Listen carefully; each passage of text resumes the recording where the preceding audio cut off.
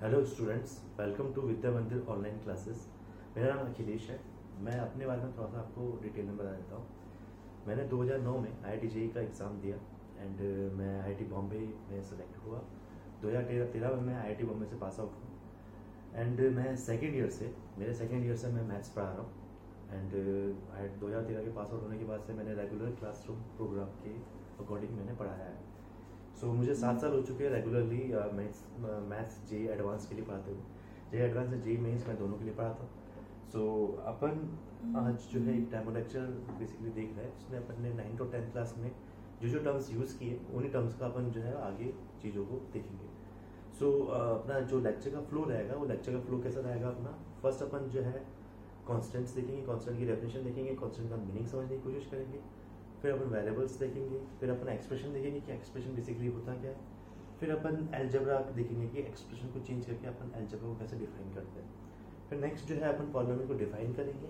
Polynomial को define करने के बाद में अपन डिवीजन एल्गोरिथम देखेंगे कि दो पॉलिनोमियल को कैसे डिवाइड करते हैं, और उसके कुछ एग्जाम्पल्स के साथ अपन आगे की क्लास को जो है प्रोसीड करेंगे। ठीक है। सो फर्स्ट अपन देखते हैं कॉन्स्टेंट। तो वर्ड्स के मीनिंग से ही अपन को समझ में आ रहा है कॉन्स्टेंट मतलब इसकी वैल्यू जो है वो फिक्स्ड हो।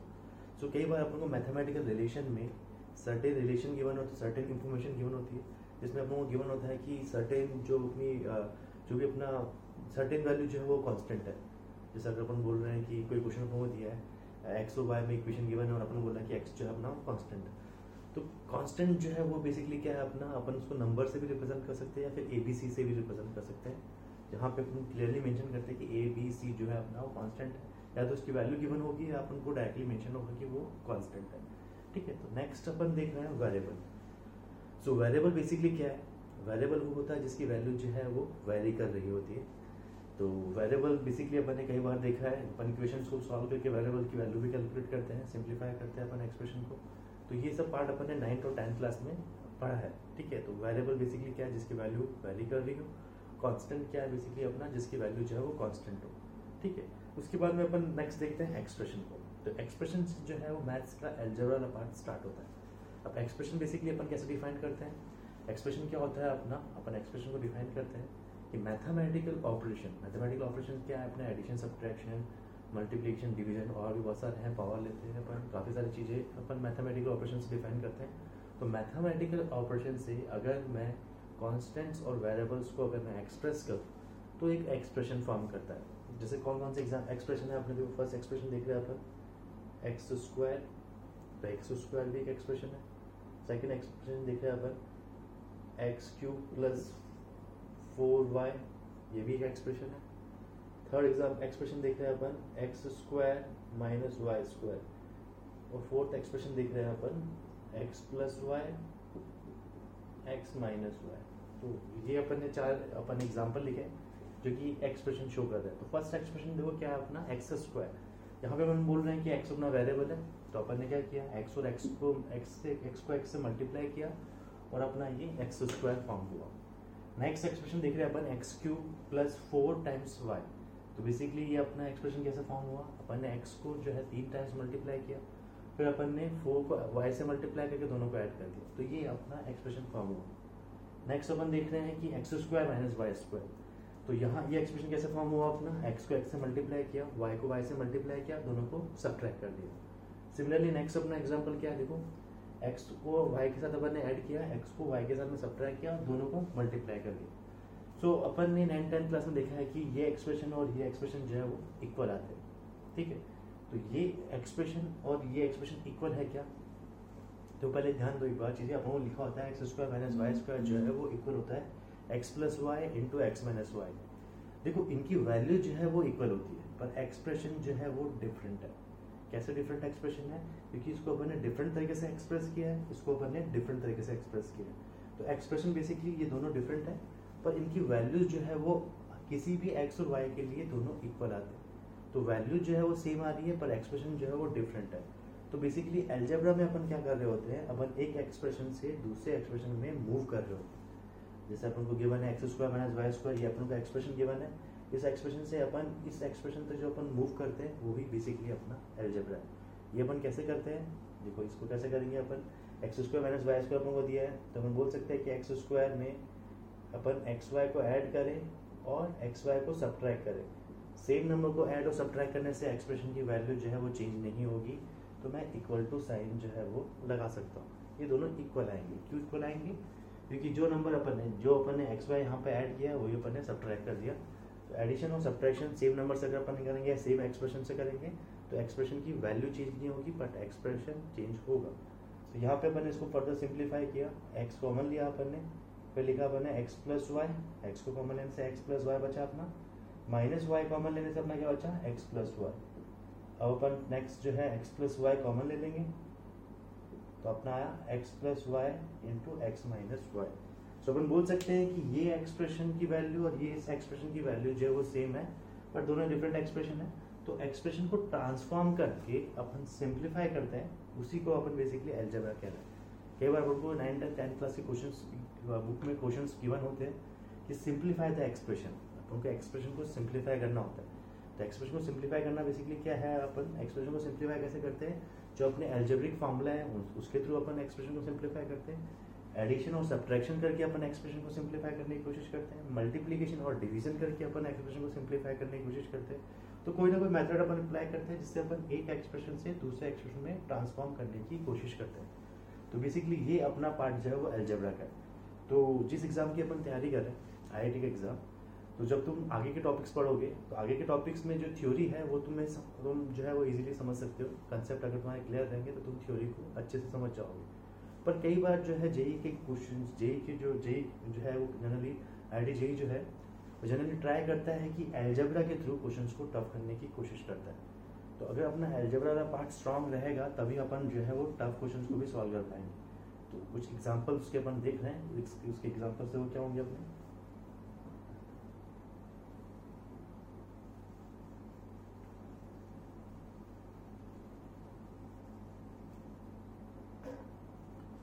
तो अपन कुछ एग्जांपल देख रहे हैं। देखो जेई ए वाला जो है वो काफ़ी यूज़ करता है a square plus b square plus C square minus a b minus b c minus c a is equals to 0 अपन को गिवन है। तो अपन को यहाँ से ए और बी और सी में रिलेशन कैलकुलेट करना है। अपन को एक रिलेशन गिवन है ए बी सी में, a square plus b square plus C square minus a b minus b c minus c a is equals to 0 अपन को गिवन है। अब अपन को इसको सिंप्लीफाई करके अपन को जज करना है कि देखो यहाँ से अपन को डायरेक्टली कुछ समझ में नहीं आ रहा कि ए बी सी क्या हो सकता है, ए बी सी की वैल्यूज़ क्या हो सकती है, अपन को यहाँ से डायरेक्टली जज नहीं हो रहा।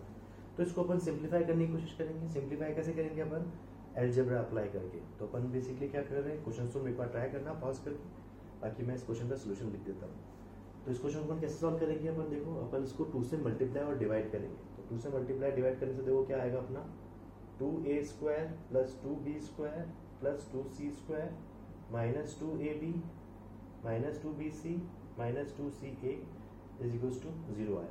तो यहाँ पे अपन ने 2 से मल्टीप्लाई किया, फिर 2 से डिवाइड भी कर दिया। ये जो अपना आया इसको अपन फर्दर सिंप्लीफाई कर रहे हैं। देखो अब अपन इसको रीअरेंज कर रहे हैं। रीअरेंज कैसे कर रहे हैं, देखो एक ए स्क्वायर ले रहा हूँ मैं, एक बी स्क्वायर ले रहा हूँ मैं, एक माइनस ए बी ले रहा हूँ, माइनस 2ab ले रहा हूँ पूरा। तो देखो अपन ने 1/2 अपन एज इट इज लिखा। अपन ने पहले ए स्क्वायर लिया, फिर एक बी स्क्वायर लिया, एक माइनस 2ab लिया, ठीक है। फिर अपन जो रिमेनिंग ए स्क्वायर है वो ले रहे हैं, सी स्क्वायर ले रहे हैं और माइनस 2ca ले रहे हैं। तो क्या आएगा देखो, ए स्क्वायर प्लस सी स्क्वायर माइनस 2ca प्लस जो रिमेनिंग बचा है, रिमेनिंग क्या बचा अपना, बी स्क्वायर बचा है, सी स्क्वायर बचा है और माइनस 2bc बचा है। तो अपन उसको भी लिख लेते हैं, B square plus C square minus 2bc is equals to 0।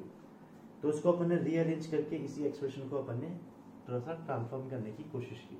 अब अपन नेक्स्ट जो देख रहे हैं, अपन को पता है इसी अपना एक फॉर्मूला में फिट हो रहा है, ये a माइनस बी का होल स्क्वायर है। तो उसको अपन a माइनस बी का होल स्क्वायर लिख लेंगे। तो ये क्या आ रहा है अपना, a माइनस बी का होल स्क्वायर।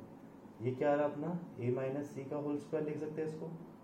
ये क्या आ रहा है अपना, b माइनस सी का होल स्क्वायर। तो इन सब की वैल्यू जो है वो 0 आ रही है। अब यहाँ से अपन बोल सकते हैं कि a माइनस बी का होल स्क्वायर 0 है, a माइनस बी का whole square plus a minus c का whole square plus b minus c का होल स्क्वायर जो है, इनका एडिशन जो है वो 0 आ रहा है। अब हम बोल सकते हैं कि ये a माइनस बी का होल स्क्वायर है, तो ये जो है अपना always greater than equal to 0 होगा। किसी भी नंबर का जो स्क्वायर है वो ऑलवेज पॉजिटिव होता है, इसकी मिनिमम वैल्यू जो है वो 0 पॉसिबल है। सिमिलरली ये भी परफेक्ट स्क्वायर है, परफेक्ट स्क्वायर की जो वैल्यू है ये ऑलवेज पॉजिटिव होगा, इसकी मिनिमम वैल्यू जो है वो 0 आ रही है। सिमिलरली ये भी अपना परफेक्ट स्क्वायर है, इसकी मिनिमम वैल्यू भी 0 आ रही है। तो इन तीनों को जब मैं ऐड करूंगा और इन तीनों के एडिशन की वैल्यू जो है अपन को 0 गिवन है, और अपन को पता है कि इसकी मिनिमम वैल्यू भी 0 है, इसकी मिनिमम वैल्यू भी 0 है, इसकी मिनिमम वैल्यू भी 0 है। तो यहाँ से डायरेक्टली कमेंट कर सकता हूँ कि ये तीनों को 0 होना पड़ेगा।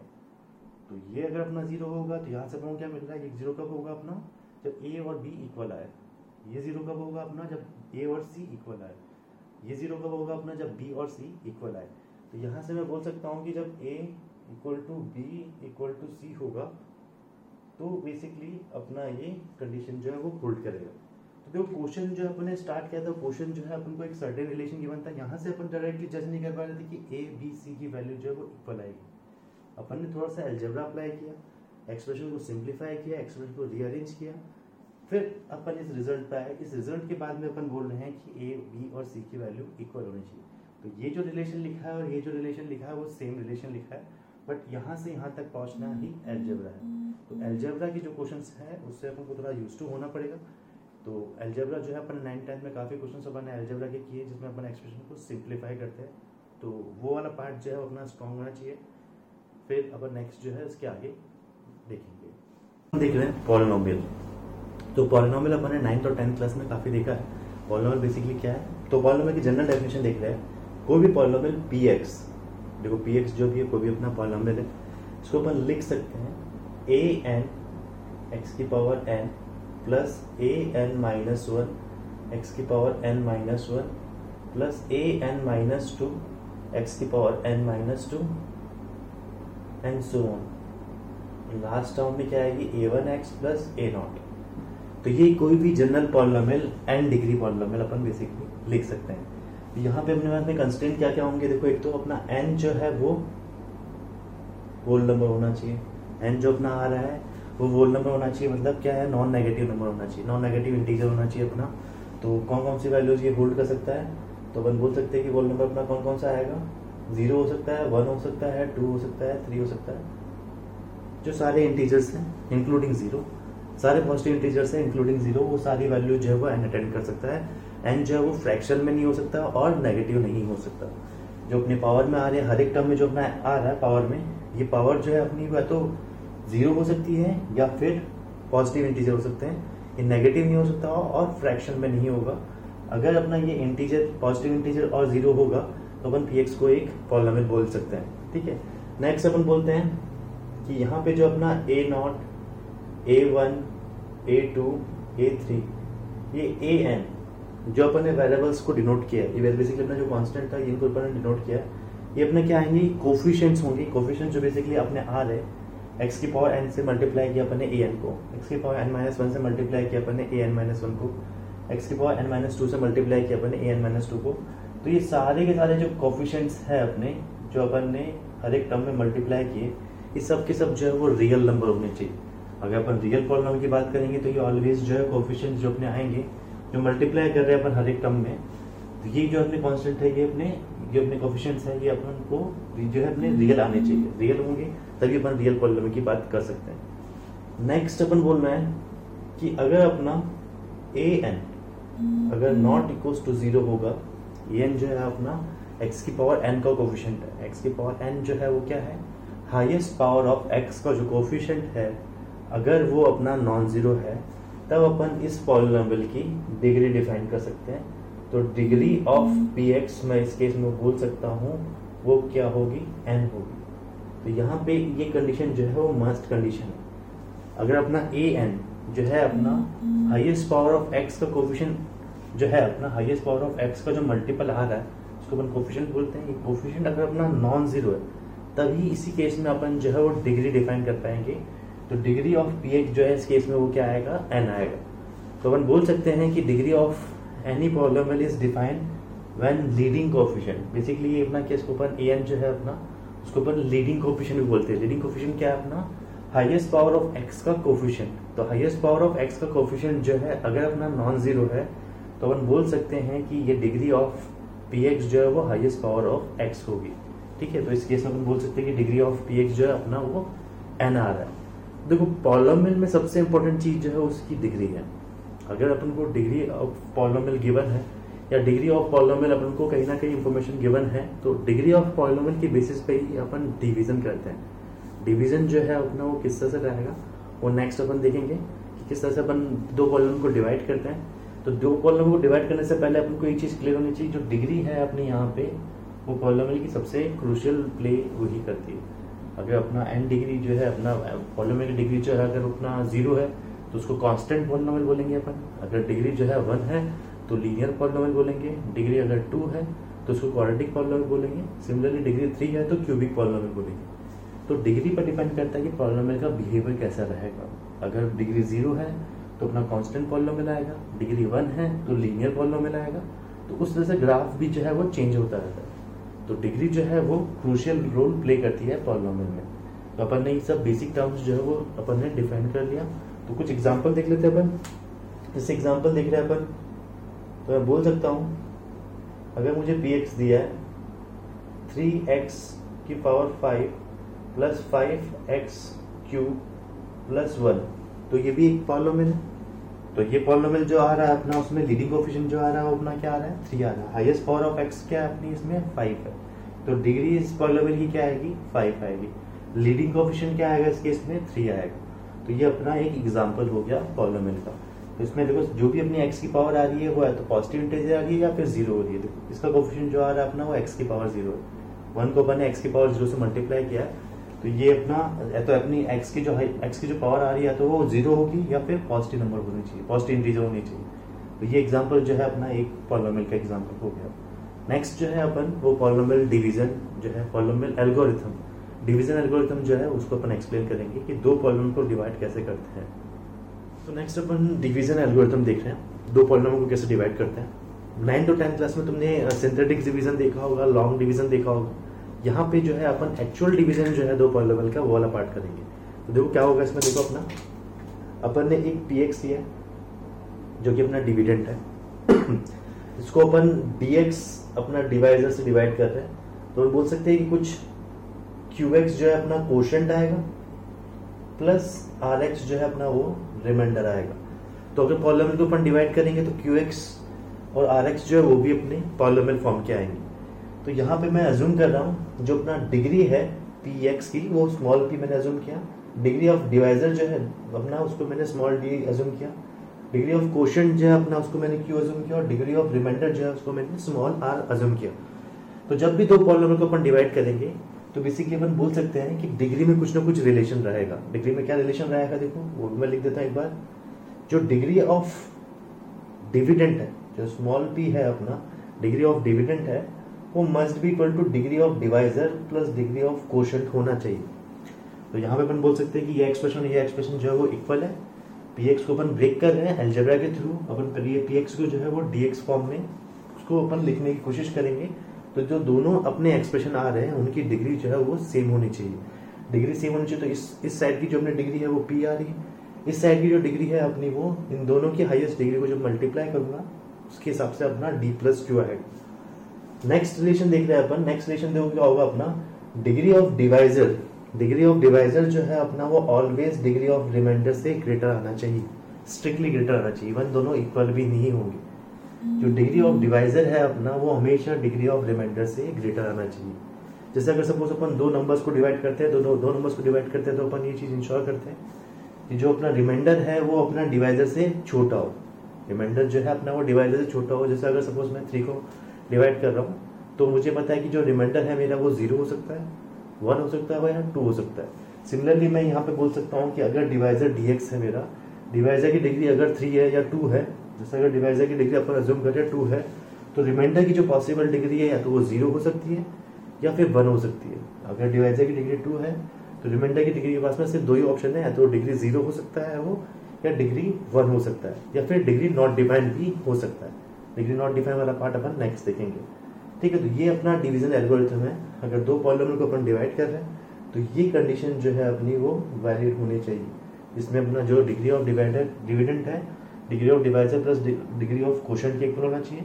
डिग्री ऑफ डिवाइजर जो है वो स्ट्रिक्टली ग्रेटर होना चाहिए डिग्री ऑफ रिमाइंडर से। तो ये अपना डिवीजन एल्गोरिथम है। अब अपन नेक्स्ट देख रहे हैं कि दो पॉलिनोमियल को डिवाइड कैसे करते हैं। ठीक है, दो पॉलिनोमियल को डिवाइड कैसे करते हैं अपन, इस डिवीजन एल्गोरिथम को कैसे यूज करेंगे और नेक्स्ट अपन इसके नेक्स्ट वाला पार्ट में देख रहे हैं। एग्जांपल से अपन समझने की कोशिश करेंगे। एक एग्जांपल लेंगे अपन दो पॉलिनोमियल को डिवाइड करने का, लॉन्ग डिवीजन और सिंथेटिक डिवीजन जो है वो अपन सबको आता है। सिंथेटिक डिवीजन भी कुछ लोग यूज करते हैं दो पॉलिनोमियल को डिवाइड करने के लिए। मैक्सिमम स्टूडेंट जो है वो लॉन्ग डिवीजन यूज करते हैं।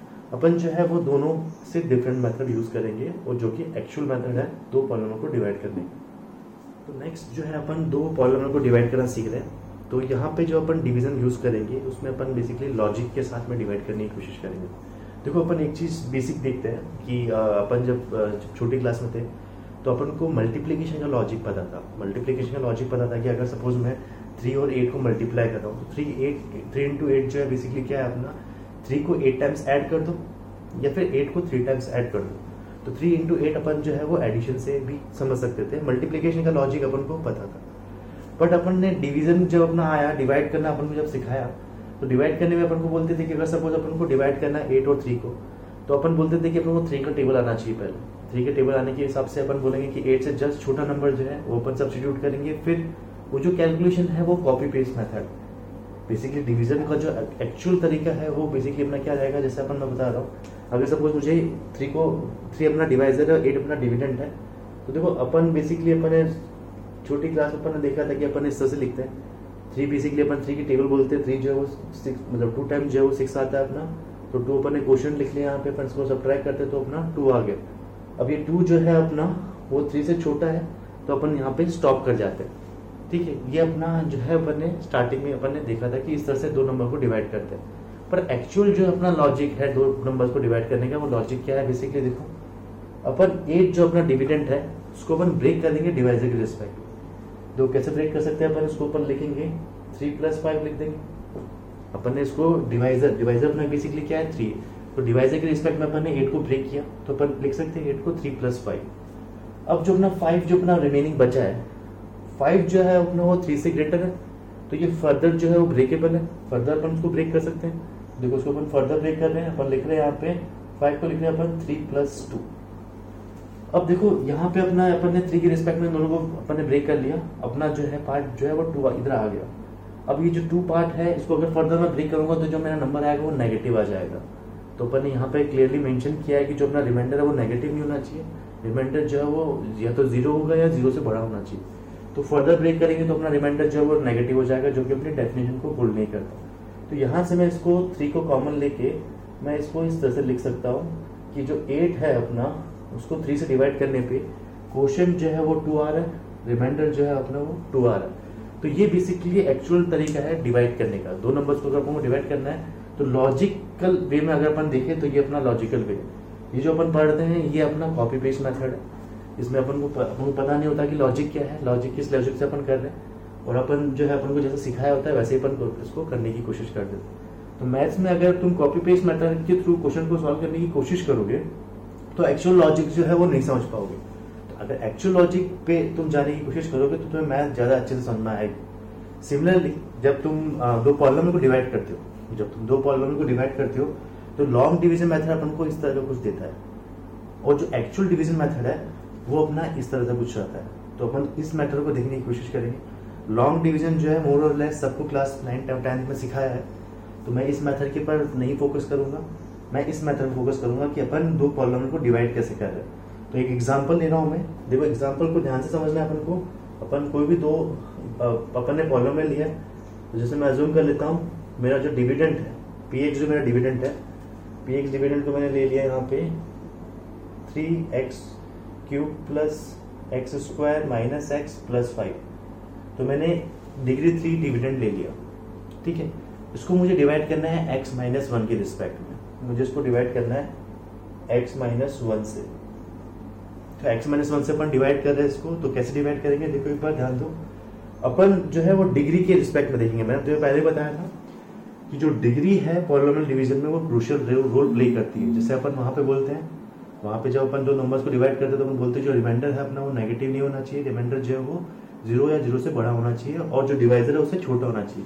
डिग्री में अपन ने जब डिवीजन एल्गोरिथम लिखा था तो अपन ने वहां पे क्लियरली मेंशन किया था कि जो डिग्री ऑफ रिमाइंडर है वो डिग्री ऑफ डिवाइजर से लेस होनी चाहिए। तो यहाँ पे अपना हाईएस्ट पावर ऑफ x जो आ रहा है वो 3x³ आ रहा है।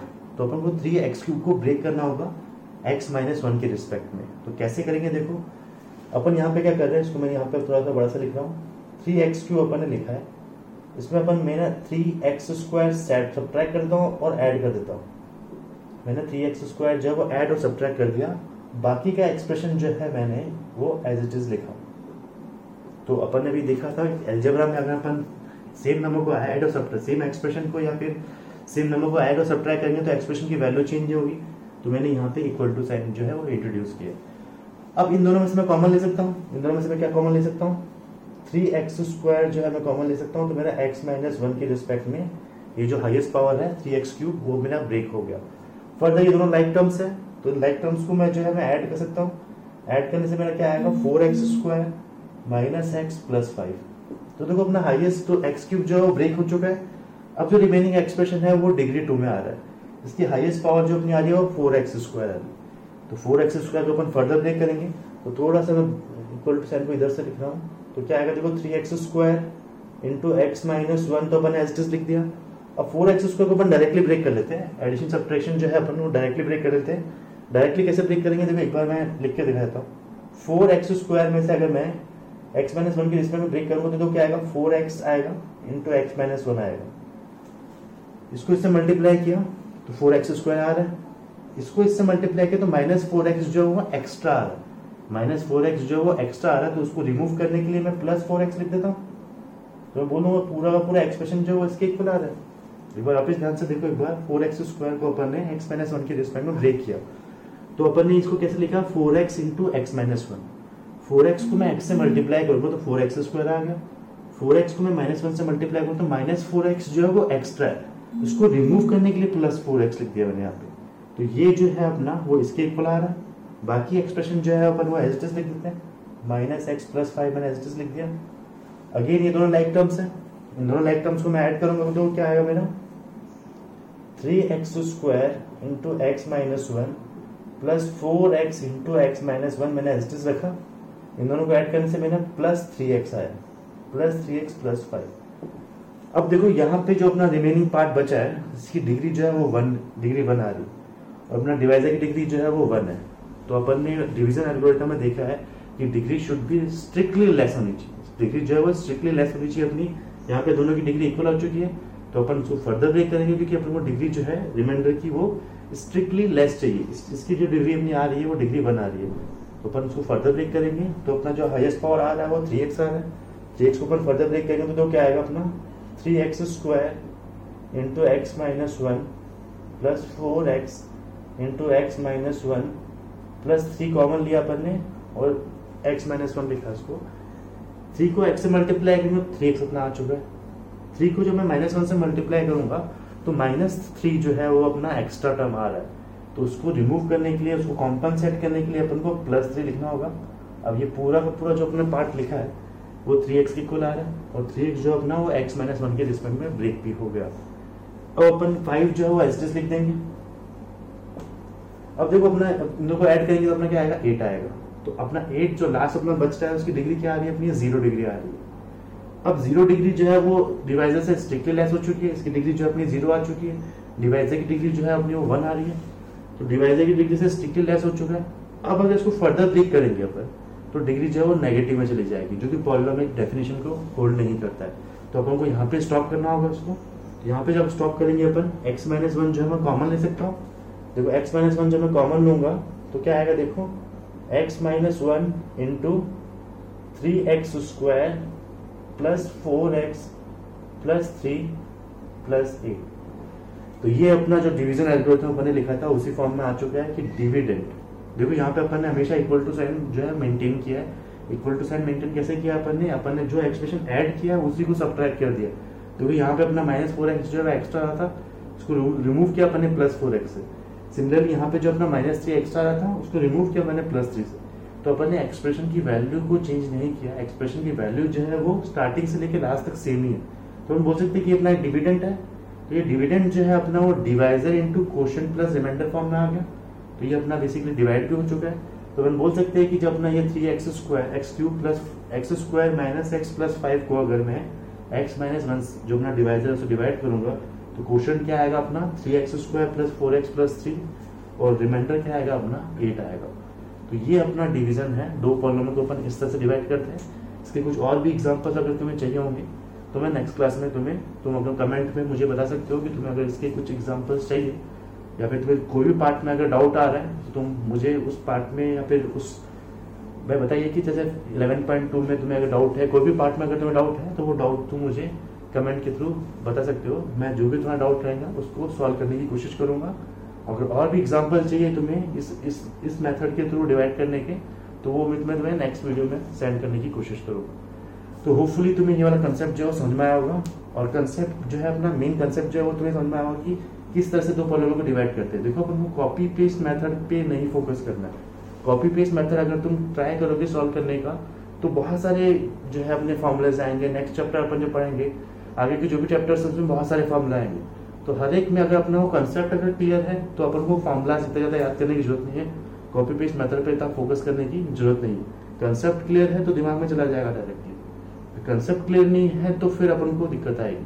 तो कंसेप्ट जो है वो दो पॉलीगॉन का अपने 9 to 10 क्लास में पढ़ा है। तो ये मेथड जो है वो काफ़ी यूजफुल रहेगा आगे की कैलकुलेशन के लिए। किसी को ये वाला मेथड टफ लग सकता है, किसी को लग सकता है कि लॉन्ग डिवीजन जो है वो ईजी आता है, प्रॉब्लम नहीं है। बट एल्जेब्रा वाला पार्ट को स्ट्रॉन्ग करने के लिए ये वाला मेथड मैं स्ट्रांगली रिकमेंड करूंगा कि तुम इसी मेथड से जो है वो दो प्रॉब्लमों को डिवाइड करो, क्योंकि दो प्रॉब्लम को तुम इस मेथड से डिवाइड करोगे तो अगर कोई टफ क्वेश्चन भी आएगा तब भी तुम इसको इजीली सॉल्व कर पाओगे, कंसेप्ट तुम्हारा क्लियर रहेगा। तो होपफुली नेक्स्ट क्लास में अपन इसके आगे कंटिन्यू करेंगे। अगर तुम्हें डाउट्स आते हैं तो तुम मुझे बता सकते हो। Thank you.